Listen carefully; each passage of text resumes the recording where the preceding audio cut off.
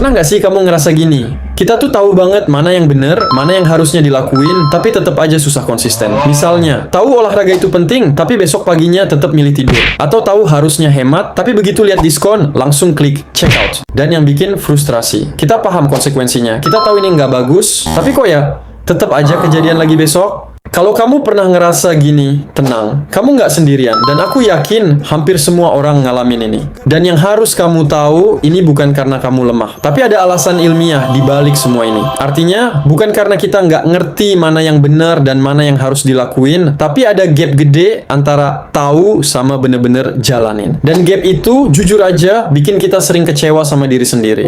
Kayak, kita tahu kalau bangun pagi bikin hari lebih produktif. Tapi tetap aja alarm dimatiin. Tahu kalau harus sabar, tapi tetap aja kelepasan ngomel. Tahu olahraga bagus buat kesehatan, tapi Netflix lebih menggoda. Tahu harusnya salat tepat waktu, tapi tetap aja suka nunda-nunda. Pertanyaannya, kenapa sih bisa susah konsisten padahal udah tahu apa yang harusnya dilakuin? Jadi gini, otak kita itu punya dua mode. Pertama, mode sadar. Mode ini yang dipakai kalau kita mikir, nimbang, bikin keputusan. Ini yang aktif pas kita bilang, oke, mulai besok aku mau hidup sehat. Mode ini yang bikin to-do list, bikin resolusi tahun baru, bikin komitmen, dan lain-lain. Tapi ada mode lain yang jauh lebih dominan, yaitu mode otomatis. Nah, di mode otomatis ini kebiasaan kita yang ambil alih. Kalau udah jadi habit atau kebiasaan, kita nggak perlu mikir lagi, tubuh kita kayak autopilot aja. Otomatis. Dan masalahnya, autopilot ini jauh lebih kuat daripada niat.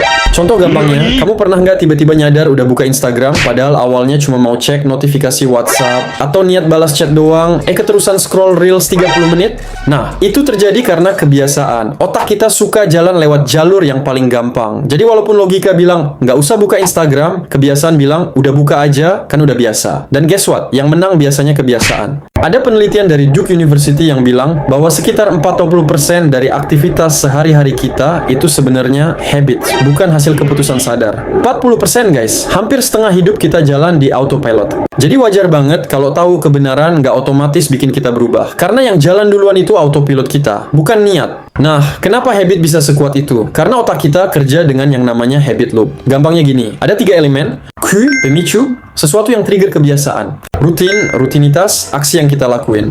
Reward, hadiah, kepuasan yang kita dapat. Contoh, simpelnya gini. Cue, kamu stres, rutin, buka TikTok, reward, dapat dopamin, otak ngerasa seneng. Semakin sering diulang, semakin kuat loop ini. Jadi, kalau nggak diputus atau diganti, ya bakal balik lagi. Makanya, tahu kebenaran itu penting, tapi tanpa ngulik habit loop ini, kita bakal stuck di pola lama. Dan menariknya, selain soal habit loop, ada satu lagi nih yang bikin kita susah konsisten. Ada psikolog namanya Roy Baumeister yang ngomong soal ego depletion. Intinya, kemampuan kita buat ngontrol diri itu ada batasnya. Kayak baterai. Bisa habis. Jadi kalau seharian udah capek kerja, mikirin banyak hal, malamnya disuruh nolak mie instan jam 12 malam, ya berat banget. Pengetahuan kita soal kesehatan kalah sama godaan mie kuah panas. Dan di saat itu, autopilot yang ngambil alih.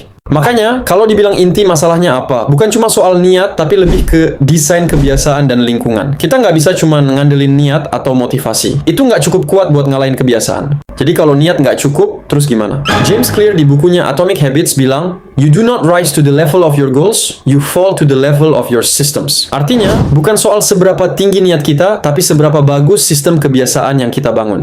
Oke, terus gimana caranya? Gimana cara buat desain sistem kebiasaan? Nomor 1, bikin kebiasaan baik jadi obvious atau jelas kelihatan. Misalnya, kalau mau rajin baca buku, taruh bukunya di meja atau di kasur, biar jadi hal pertama yang kelihatan. Mau rajin olahraga, siapin baju olahraga di malam sebelumnya, taruh di depan pintu kamar kalau perlu. Mau rajin ngaji, taruh Al-Quran di samping kasur, jadi begitu bangun langsung kelihatan. Nomor 2, bikin kebiasaan buruk jadi invisible atau susah diakses. Misalnya, mau ngurangin scrolling, hapus app Instagram dari home screen, atau pakai app blocker. Mau hemat, hapus data kartu kredit dari online shop, biar harus input manual tiap kali mau checkout. Mau hidup sehat, jangan stok cemilan nggak sehat di rumah. Nomor 3, mulai dari yang paling kecil atau stupid small. Jangan langsung target gede. Mulai dari yang absurdly small. Jangan langsung, aku mau olahraga 1 jam sehari. Tapi, mulai dengan aku mau push up 5 kali aja tiap pagi. Jangan langsung, aku mau baca 1 buku seminggu. Tapi, mulai dengan aku mau baca 1 halaman sebelum tidur. Kenapa? Karena yang penting itu konsistensi, bukan intensitas. Kalau udah jadi kebiasaan, tinggal scale up pelan-pelan. Nomor 4, niat ulang atau spiritual anchor. Ini penting banget, terutama buat kita sebagai muslim.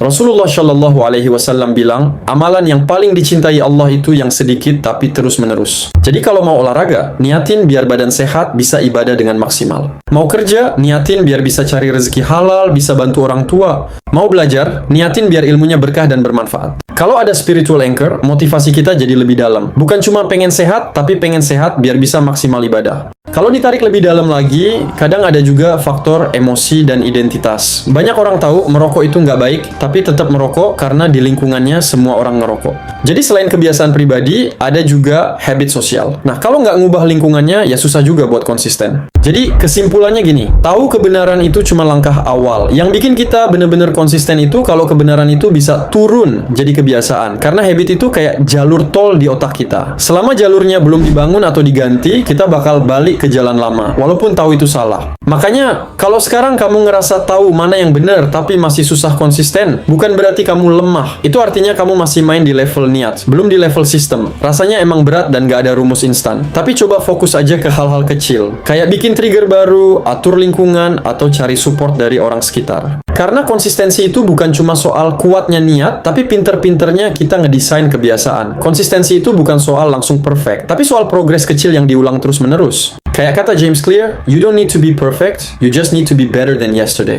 Jadi mulai hari ini, satu kebiasaan kecil apa yang bisa kamu ubah? Semoga bermanfaat. Dan ingat, kamu nggak sendirian. Setiap usaha kecil yang kamu lakuin tetap berharga. Kalau kamu relate dan suka sama video sejenis ini, bisa klik tombol like, subscribe, dan komen kira-kira topik apalagi yang mau dibahas ke depannya.